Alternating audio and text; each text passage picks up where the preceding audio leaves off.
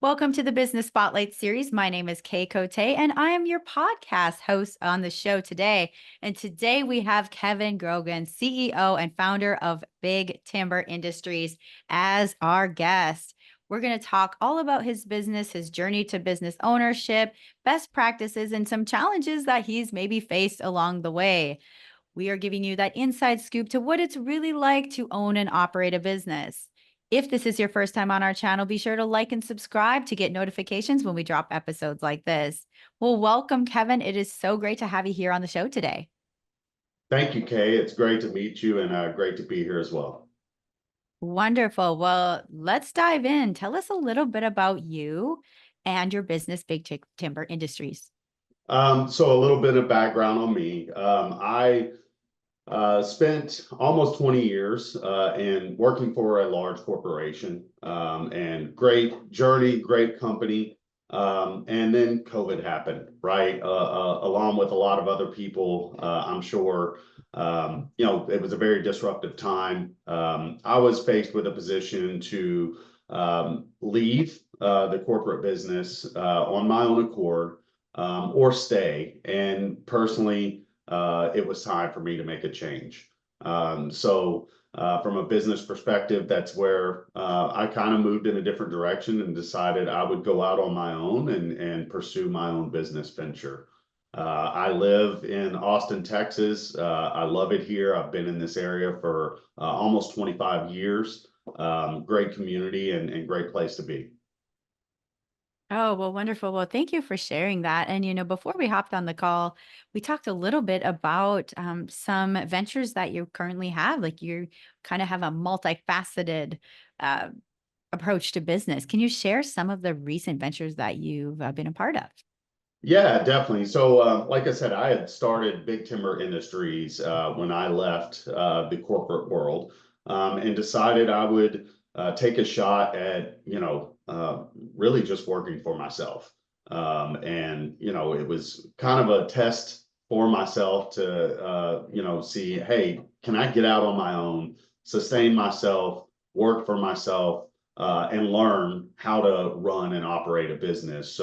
I started this business back in 2021, grew it, and it's been a great venture. And then last year, coincidentally, I actually had an opportunity to join another company, and still was able to keep Big Timber Industries going, and really have my hands in a couple of baskets, so to speak. Which I'd say that's kind of my personality. Even when I worked in the corporate world, I also serve as a board of directors member for a nonprofit called Operation Turkey, where we provide meals for homeless and less fortunate on Thanksgiving every year. This year, we'll distribute 75,000 meals around the country. And then alongside all of that, I also have a small camper rental business that I keep up with. We were kind of talking before the call. I think I have my hands pretty deep in 4 different baskets right now, but I love it. It's a challenge every day, but I learn something new every day, and it gives me an opportunity to, spread my horizons, cast a wider net, so to speak, as I like to say that, just have a lot of different ways that I can work, provide, and keep myself challenged.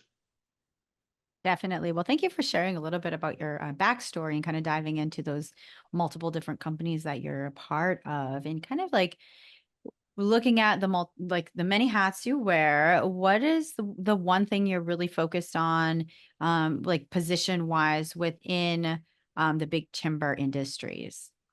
Big Timber Industries has kind of evolved into, part of one of my life passions, right? I love working with my hands. I love building things and being creative.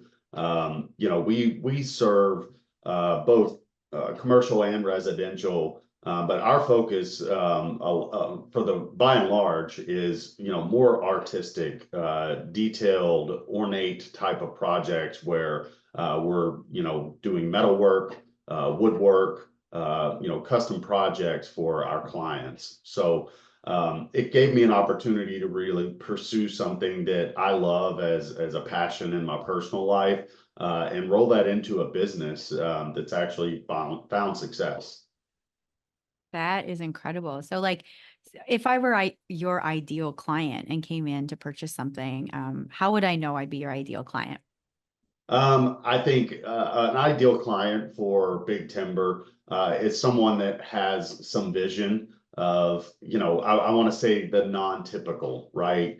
Anybody can build shelving in their home or do, metal work in their landscaping. We really try to tailor to folks that have an eye for detail, that want something that doesn't fit the mold of Mhm. just a standard type of remodel construction type project.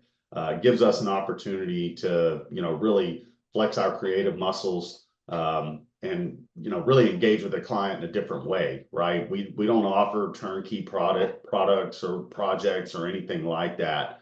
We show up with an open slate and help folks really turn their vision into a reality.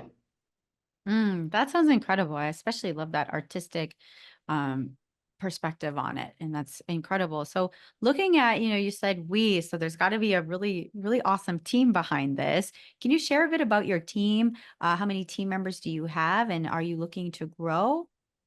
So right now it's me and my coworker who really drive the business. However, I do have partners that we utilize for different pieces of projects, right? Because obviously we're a team of two right now, and there's a finite amount that we can work on. But I have a laundry list of partners that I like to utilize for different portions, and also it kind of helps spread the wealth. These folks that Mhm. I work with are also entrepreneurs in their own business. So I'm never looking to take away from that. That's something I've learned is be able to share the wealth, so to speak, but also focus on bringing folks in that have a very niche area of expertise. Building that team isn't necessarily bringing folks under my roof, which I'm not opposed to, right? Bringing more folks on that want to be a paid Big Timber employee. But I definitely tailor to contractors that want to be independent, but want to work on these projects and contribute. Oh, that's very cool. I enjoy hearing that too. And looking at moving forward, say in the next 2 to 3, maybe 5 years down the road, where do you see Big Timber going? I think right now we're really focused on our current market, right? We don't have visions for expanding outside of Austin because, if you know anything about Austin, Texas, the growth here is explosive. There's so much business opportunity here. So our focus is really honing in on our current client base, expanding within this market, and really just driving more kind of custom creative type of projects into our current client base and market. Definitely. You are so right about that growth here in Austin. It's wild to see the numbers of people coming in.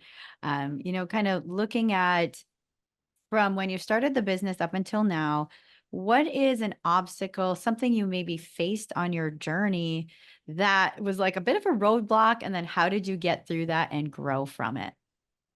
I think, you know, again, it's a little bit of a broad net, right? I'll list off a few things, but I didn't know what I didn't know, right? I've never ran full books for a company before. So accounting alone was a big challenge for me. I had a lot to learn.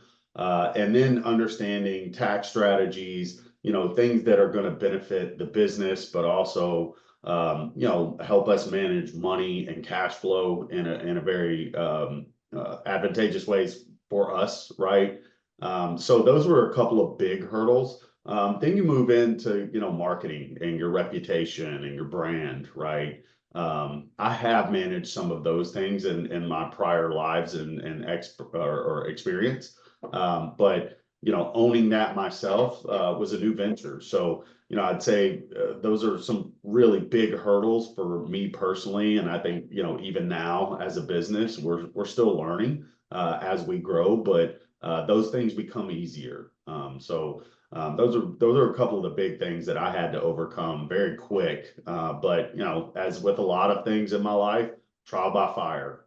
Jump in with both feet and keep your eyes and ears open and learn. Oh, definitely. That is a big part of being an entrepreneur is just like being able to jump and build as you go sometimes. Yep. So what is something that, looking at your marketing for the business that you're doing here in Austin, how do you get the word out about your business? What are some of the marketing tactics that you've used that you find success in? I've tried a few different tools and marketing programs, and everything from Thumbtack to buying leads, things like that. That yielded, I'd say limited success, right? We did find some opportunities there, but um, the biggest thing that has worked for us is word of mouth and referrals.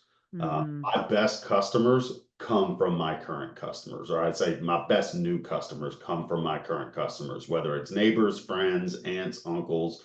And that's to me a testament to our reputation, a testament to the way we operate and how we treat our customers. I feel like that's a unique differentiator for us versus anybody else out there that's doing work. Definitely. Word of mouth is huge. It's like one of those tools that, yeah, definitely a big thing. Are you looking to maybe at all venture into social media or things like that? Or are you consistent and happy with what your results you're getting now? So I do use social media, and we have Mhm. actually gotten clients from that, right? Instagram, Facebook, Nextdoor are some of the Mhm. platforms that we're probably more active in. Um, you know, I guess take this back to the learning curve, right? I myself, I'm not a social media person. I've never had a Facebook. That's Mhm. just not who I am, and it's never really been of a whole lot of interest to me. So I had to learn to get on those platforms, and through some encouragement from friends and customers who said, "Hey, you should take a picture of this and post this," right? There definitely has been some traction there. Mhm. But again, it really starts and ends with the customers, the buzz around our business, and them sharing and engaging with those social media platforms, right? I can post Mhm. the stuff out there, but if no one's looking, it's just sitting out there, on a spinning disc, right, somewhere that no one's really going to see or engage with. But getting involved with social media and being a little more consistent about how we publish things and talk about our business definitely has provided some benefits to us. Oh, definitely. Well, thanks for sharing about that journey and kind of like along with that, with marketing is like you telling your business story. So I'd love to hear what is one thing that people may not know about you or your business that you would like them to know. Well, I'd say first and foremost, we're a customer first type of company, right? And just the way we operate. We're not here to turn and burn projects, so to speak, to where we're going to rush through things, get it done so we can move on to the next project. We really want to work with folks who want to be more involved, want to be a little more strategic about how they're doing things, right? Hmm. And how they're approaching their project. So we're very white glove, and that's important to us because that really tells the tale once we finish work about what was the experience for this customer, right? Hmm. What, did I give off the impression that I'm trying to get in and out the door as quickly as possible for this project, or am I going to spend time with them, make sure they're very happy with the work, and really have a give and take of information exchange throughout the course of a project. Oh, definitely. It's almost creating almost that luxurious experience of being in touch with your client and bringing them through the journey all the way through. That's really cool. I'm excited to see some of your work, just hearing about it. So, this has been such a fun conversation, just great learning about you, your business, and kind of like what you're doing. So now we're at a point where we can talk about the rapid fire questions, which is a super fun part of the conversation where you answer 4 questions, very top of mind. So, are you ready for some rapid fire? I hope so. Let's do it. First question is, what is a key to success for you? For me, I'd say, look, and I've said this in a leadership role in the past. You can't teach motivation. That's something that comes from within. And as we talked about in the beginning, I've got my hands in a lot of baskets, but I'm a very motivated and driven person. I wake up every morning with purpose, and head down, get the job done. And that to me is a big driver for me in life and in business is just being motivated and getting up every day, head down, feet forward, and get going. Definitely love that. And what is a piece of advice you have for other business owners? Uh, don't be afraid to take risks. I know that's cliche, right? But that's part of it, right? And I took a big step out on this journey when I left kind of a cushion of a 20-year career, where not that things were easy, but it was predictable. It was very easy to see what's next, whether it be the paycheck or career path. And I took a step into the unknown, right? So Hmm. um, you know, you can't be risk averse if you're going to step out and do things on your own. Oh, definitely. That's a big one. And number 3 is, what is a book, piece of content, podcast, anything that you've taken in most recently? Oh man, I'm kind of a podcast junkie because I spend a lot of time on the road or I spend a lot of time with my AirPods in.